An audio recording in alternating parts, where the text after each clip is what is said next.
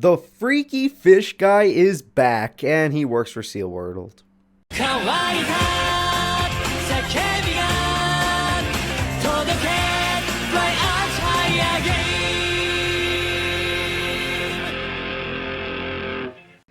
Hello everybody, and welcome back to more of the Yu-Gi-Oh! Dynasty series deck profiles. It's me, Cooper, and today we're going to be talking about Mako Tsunami.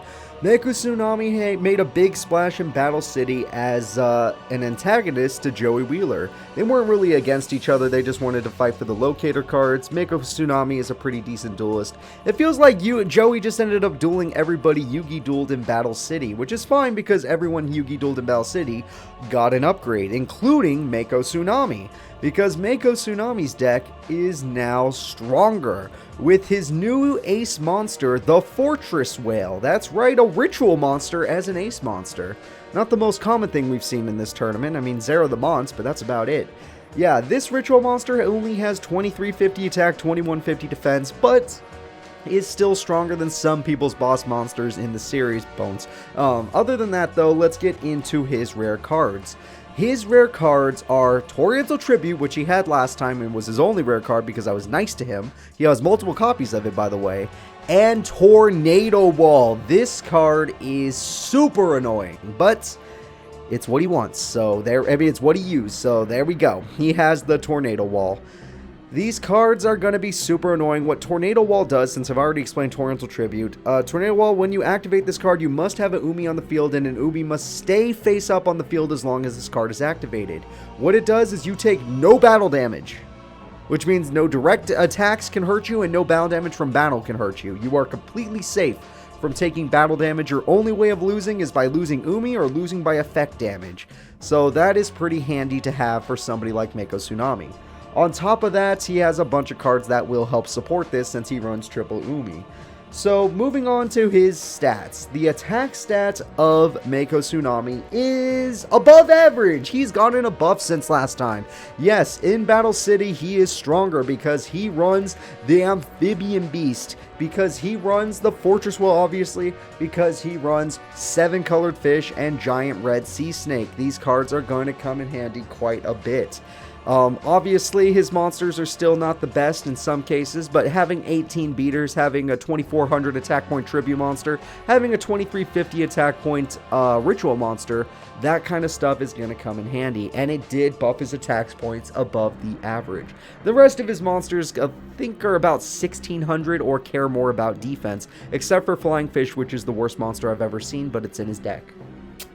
Moving on to his defense stat, he is above average. Yeah, that's right. He's actually pretty well above average because defense is still only 1500. He runs the jellyfish, Fiend Krakens, whatever, but he doesn't have as many anymore. I've given him the Island Turtle. Island Turtle is going to help a lot. Anybody with a 2k defense stat is going to be amazing. The other things that increased his defense stat above the average were, of course, his Torrential Tribute and Tornado Wall rare cards. These cards are super defensive since one clears the field of monsters and the other one says no damage. Literally no damage. It's super freaking helpful. So yeah, his defense stat is above the average, mostly because of the Island Turtle gift I gave him. He needed more water monsters. 2000 defense point water monster with an Umi at 2200 is super untouchable for most people's monsters. Hell, even a Fiend Mega Cyber from Esperoba couldn't break through that. So Mako Tsunami is looking pretty freaking good. Honestly, his stats are nice compared to last season. But then we move on to his speed stat, and then the stats aren't so nice. The only reason he has 2 speed stat is because he runs the ritual monster Fortress Whale. Other than that, yeah, nothing else. Not a damn thing. I guess Legendary Fisherman's Effect counts more towards his defense stat as well since it can't be targeted, but yeah, when it comes to speed stat, this man be slow. He has like no special summons, just his ritual monster. But he does have the Torrential Tribute, which can clear the entire field, which speeds up the duel quite a bit. Other than that, it's just, he's slow as hell. Mr. Fortress Whale here is not very good when it comes to speed. He is a slow deck. Special summons and deck searching is not his thing. So let's go ahead and move on to his new stat, the skill stat. Now, skill stat, I gave him a little bit of an abuse because I only gave him 1 bar. And it's like, but Cooper, stall is a skill stat thing. And you're right. If he gets his Tornado Wall with Umi combo, he can try to deck out the opponent. Problem: every single person in this series runs MST. Every single one.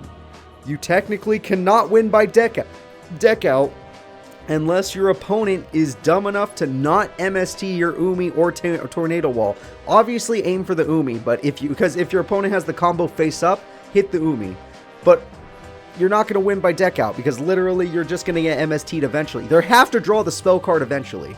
It is a chance they don't draw their MSTs in time. Maybe it's the last 2 cards on the bottom of their deck. But, or one. Some characters only have 1 MST. Maybe it's the last card on the bottom of their deck, but it's super unlikely. So, him winning by stall, that's the reason why he has 1 skill. But that stall would take every single turn. He has no way of speeding up the stall. You are literally just going to have to deck out naturally. You're going to have to deck out by drawing 1 card every turn. He has no way of speeding up your draw.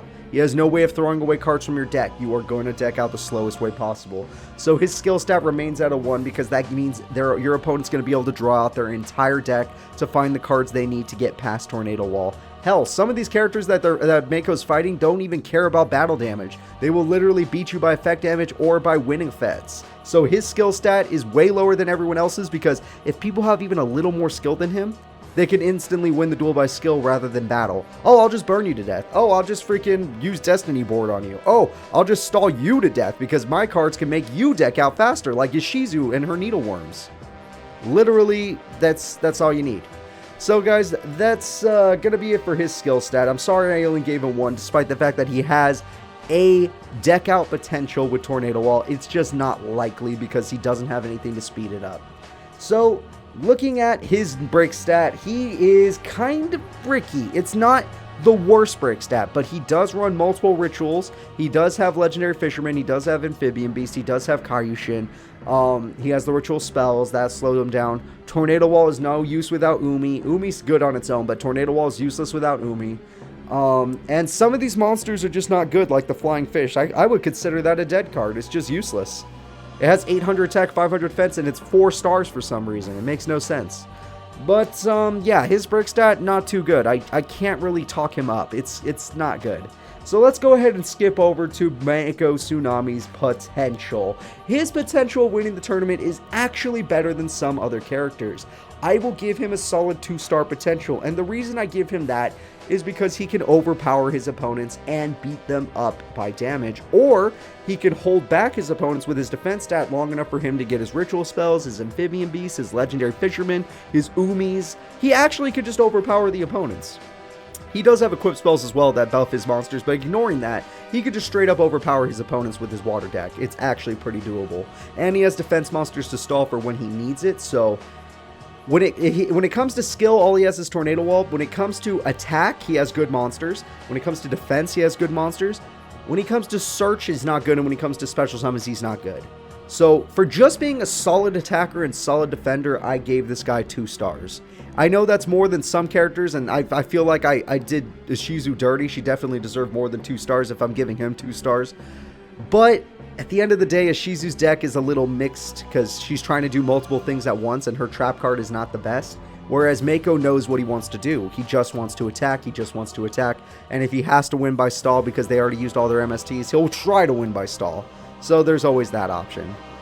And overall, not gonna say it, but 2 stars, he's probably not gonna win the tournament, honestly. Even if he gets in the tournament, if he even gets into the tournament, I mean, he's probably not gonna win the tournament. He doesn't look too tough. Fortress Will should not be your boss monster. It's just not that tough. So that's going to be it, guys. I want to thank you all for watching. We'll see you all next time. Please remember to like and subscribe, and goodbye.